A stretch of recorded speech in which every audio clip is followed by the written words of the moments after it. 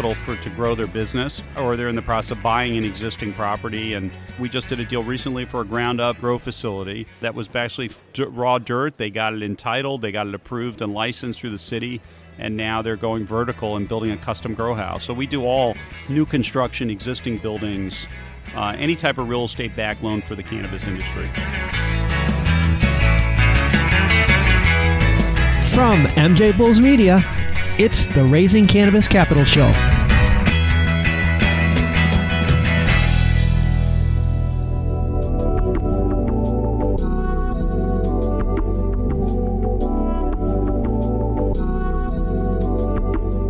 Today in Raising Cannabis Capital, the investor spotlight is shining on Victor Mitchell from Lead Funding. Victor, welcome to the show.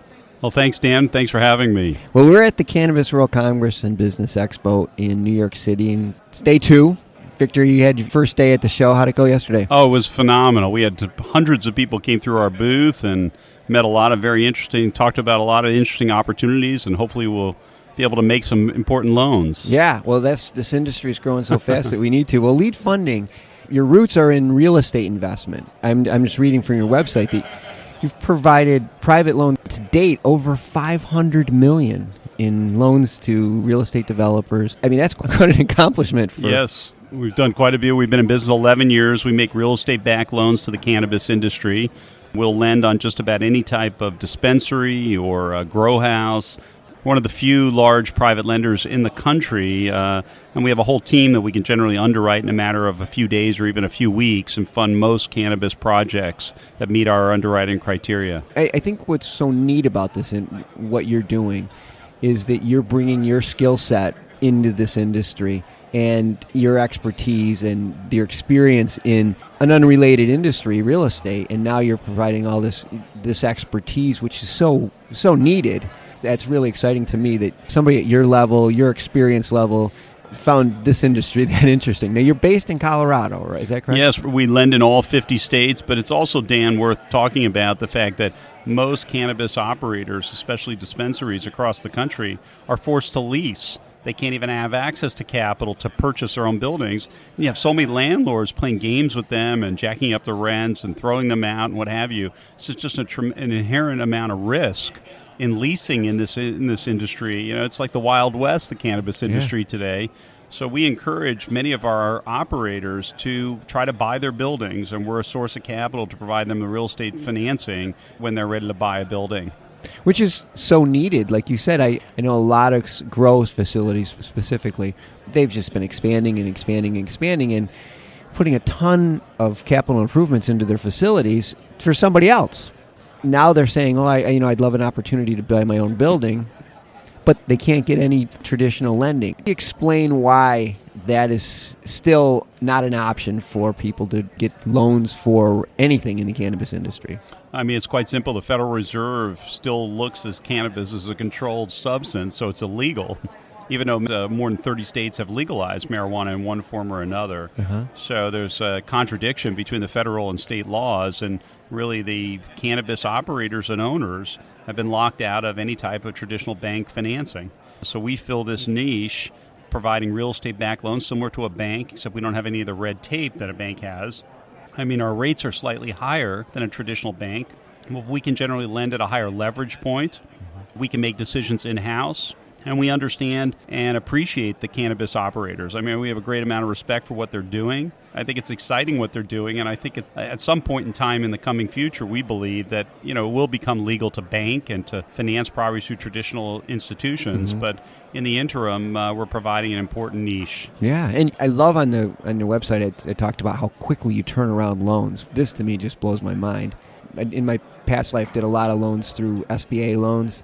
And how long that process was, give it an idea how quickly you can turn something around. Well, we have a proprietary valuation tool that we use internally, but on most cannabis loans, they're unique properties, so we do require an outside appraiser. That's the longest delay in the whole thing. Assuming we can get an appraisal done in a couple weeks, we can fund within a couple weeks. If we can use our own valuation tool, we can fund in a matter of just a few days.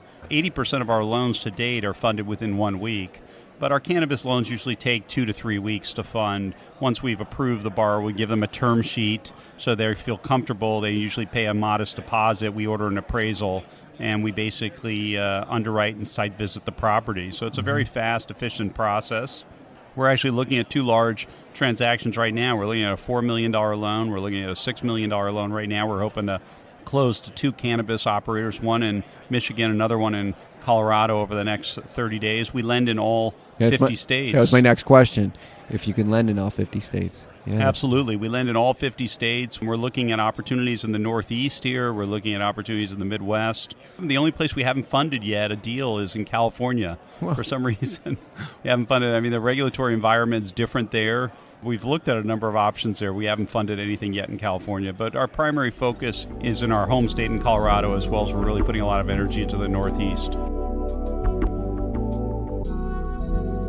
Let's talk about interest rates. I know you touched on it. What can people expect? 12% is our standard rate. We'll do up to a 1, 2, or 3-year loan, but unlike a traditional loan, our loans don't have any amortization. So the borrowers just pay interest only on the loans. There's no prepayment penalties. So it's an interest-only loan, more or less a bridge loan until they can get long-term, inexpensive debt capital when banking eventually becomes legal. Okay. And so it's not a balloon payment at the end? It's a balloon payment at the end of their term. They don't make principal payments during the term of the note. Okay. All right. If a company were interested in a real estate deal, they would need the facility that they want to buy, and that's what you use to back the loan? The collateral from the real estate is how you back the loan? They could be buying a facility, or they could already currently own the facility and own it free and clear. Many operators who purchase dispensaries and grow houses have actually paid cash. They have no debt on their properties because they couldn't get a loan. So there's a great number of those people. So we'll do a cash out refinance so they can have more capital to grow their business, or they're in the process of buying an existing property. And we just did a deal recently for a ground up grow facility that was actually raw dirt. They got it entitled, they got it approved and licensed through the city.